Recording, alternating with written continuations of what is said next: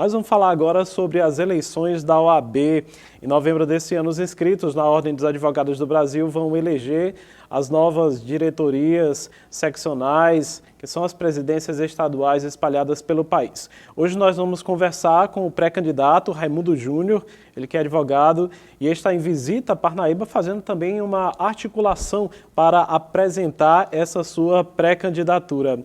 Boa tarde, doutor. Eu gostaria de começar essa nossa entrevista lhe perguntando o que lhe motiva a ser candidato à presidência da OAB Piauí nesse momento. Boa tarde a todos os telespectadores, é um prazer estar aqui na TV, uma TV tão respeitada, com um apresentador que, diga-se de passagem, é advogado, né? E a motivação é melhorar a vida da advocacia piauiense, né? A advocacia piauiense nos últimos anos ela tem perdido um certo prestígio e um certo respeito no cenário nacional e no cenário local. A motivação e aquilo que nos move é, de fato, tentar buscar caminhos de construção que possam trazer melhorias para a advocacia. A advocacia parnaibana, por exemplo, tem um sentimento horrível em relação à instituição OAB, em relação à instituição Poder Judiciário. E o que nós buscamos e pretendemos e temos como pilar e projeto principal é buscar dar efetividade a demandas que tragam melhorias para a advocacia piauiense. E buscar, enquanto Ordem dos Advogados do Brasil, trazer, através de diversas medidas efetivas, a melhoria da vida do advogado, da advogada e, sobretudo, o resgate desse respeito e desse prestígio que a advocacia precisa e merece. Doutor Raimundo, com a sua experiência, com foco na advocacia eleitoral, como que o senhor acha que pode influenciar na sua gestão? Eu gostaria até mesmo que o senhor se apresentasse um pouco mais para os nossos telespectadores, para os possíveis eleitores dessa chapa que o senhor irá apresentar. Bem, eu sou um advogado militante, um advogado que sobrevive exclusivamente da advocacia, né? Um advogado que advoga há 17 anos praticamente, um advogado que desde a época que decidiu cursar Direito na Universidade Federal do Piauí, decidiu trilhar pelo caminho da advocacia. Eu entendo que nós reunimos aí um grupo muito forte de amigos e amigas da advocacia, de pessoas que acreditam num projeto dos advogados e das advogadas piauienses. Eu acredito que a experiência, a maturidade conquistada ao longo dos últimos anos e especialmente os projetos que nós vamos trazer para a advocacia seja um handicap diferente nesse período eleitoral. Eu tenho dito ultimamente que a advocacia está cansada de discurso. De 3 em 3 anos, diversos candidatos e candidatas passam pelas subseções, né, divulgam ideias e projetos e nada é feito. Eu estou me propondo a fazer algo diferente na condição de um advogado militante que busca o melhor para a classe.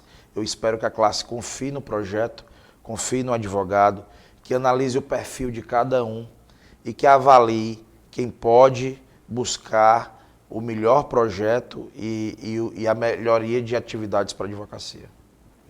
Considerando que o número de advogados formados cresce a cada ano, a gente estava até falando sobre isso aqui no intervalo, como receber e também apoiar essa jovem advocacia e também não só a jovem, aos advogados com mais idade que também precisam de atualização quanto a esses novos sistemas? Esse conceito ele é sempre engraçado, né? O jovem advogado, o advogado idoso, todo mundo é advogado, né? Advogado e advogada. O que eu acho que o advogado e a advogada buscam hoje é efetividade nas medidas. O que é que o advogado e a advogada querem hoje? É que seus processos sejam despachados, é que as suas liminares sejam cumpridas, é que os juízes trabalhem, é que os juízes se façam presentes nas comarcas, é que os juízes recebam o advogado e a advogada, é que o advogado e a advogada consigam ser bem tratado e respeitado pelos servidores dos tribunais, dos fóruns, dos poderes locais. O que o jovem advogado busca, o advogado de meia idade, o advogado mais velho, a advogada mais jovem, o que eles buscam é efetividade nas medidas. Eu tenho dito que é impressionante como os advogados hoje, sejam eles mais jovens, sejam mais velhos, só pedem um mínimo. O descrédito da nossa instituição ele é tão gigantesco que os advogados têm pedido só o mínimo. E o mínimo é isso. Eu tenho dito especialmente que está fora de moda juiz achar que não deve receber advogado. Está fora de moda juiz achar que não deve atender advogado. Está fora de moda servidor, especialmente dos poderes judiciários, tratar mal o advogado, desrespeitar o advogado. O advogado é constitucionalmente garantido. O advogado é a via da justiça. E nós temos que nos fazer respeitados, prestigiados e presentes. Eu quero resgatar o prestígio da advocacia. E eu quero o soerguimento da advocacia. O advogado precisa disso e nós precisamos disso. Nós estamos em meio a uma crise mundial e, dentro da sua leitura, quais foram os principais problemas da advocacia durante esse período de isolamento social? O principal problema nesse período de pandemia foi justamente essa questão voltada ao judiciário. Nós tínhamos um poder judiciário que tinha dificuldade no atendimento presencial, né? E a medida implementada com a pandemia, que foi do balcão virtual ou de medidas virtuais e sessões virtuais, que podem ser, inclusive, uma via diferente nos próximos anos e uma alternativa interessante, ela tem se mostrado, por enquanto, no Piauí, como uma via que trouxe diversas dificuldades para o advogado, né? O advogado hoje ele se encontra numa situação difícil, o advogado e a advogada, porque não consegue dar efetividade às suas demandas. E nós temos uma outra questão e mais importante, né? O advogado e a advogada, especialmente piauiense, se viu nesse momento pandêmico em uma dificuldade em advogar, em encontrar clientes, em estabelecer nichos de advocacia. E eu acredito que a próxima presidência da Ordem tem que focar no militante, na advocacia militante, não descuidando das outras esferas, dos outros caminhos, da capacitação, da supervalorização da capacitação dos advogados, mas focar especialmente nessas demandas que são importantes e especialmente na criatividade. Nós temos a obrigação, enquanto gestores da Ordem, de sermos criativos, de criarmos nichos para a advocacia, de estudarmos, né, de avaliarmos projetos que possam trazer situações de mercado diferentes para a advocacia. Esse processo eleitoral é uma coisa muito séria, principalmente da OAB, que é um órgão com uma função tão essencial à sociedade. Eu ainda não vi se a OAB Piauí se pronunciou sobre a questão do voto online para as eleições deste ano. O que o senhor acha disso? Essa é uma questão ainda bem preambular, né? Essa discussão é inicial. Algumas OABs já estão discutindo isso. A OAB Piauí, particularmente naquilo que eu conheço, ainda não se manifestou sobre a matéria, né? Eu acho que pode ser uma alternativa interessante para a advocacia no período pandêmico, em que se busca aí evitar aglomeração, ainda mais numa eleição que envolve aí milhares de eleitores, mas desde que sejam estabelecidas medidas mínimas de segurança para a garantia do sigilo do voto e para a garantia da segurança do voto.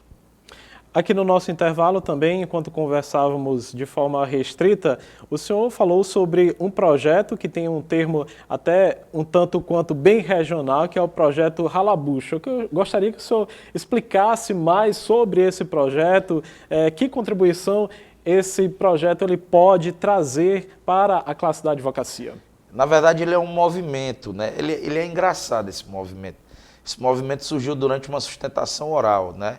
Eu fazia uma sustentação oral no Tribunal Regional Eleitoral do Piauí e os advogados que me antecederam mencionaram as suas teses e apresentaram seus argumentos para que a causa fosse julgada a seu favor.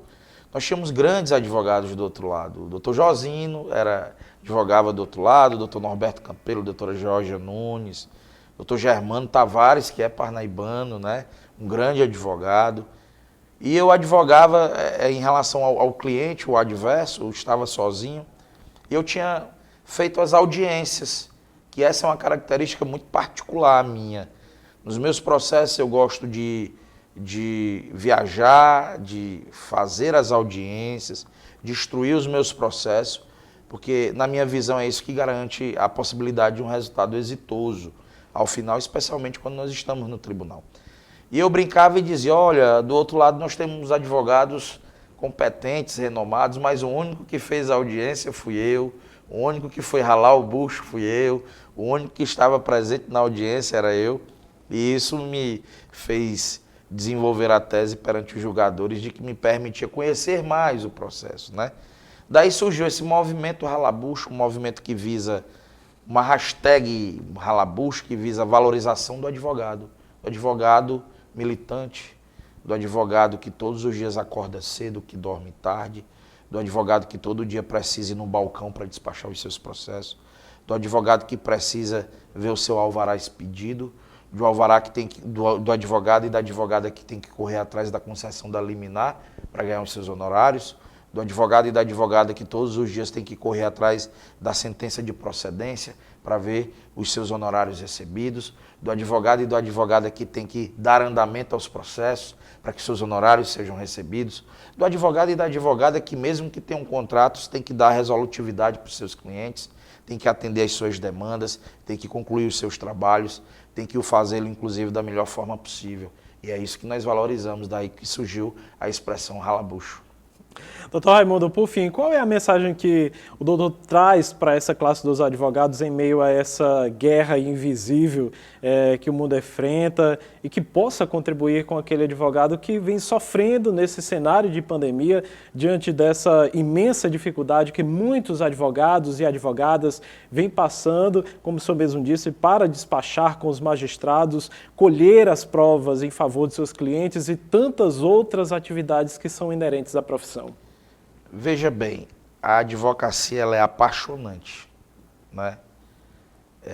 E quando você tem a missão de servir, você vai além daquilo que lhe está permitido. Você passa a acreditar nos projetos, nas pessoas e tenta construir caminhos. A mensagem que eu passo é de confiança e de esperança.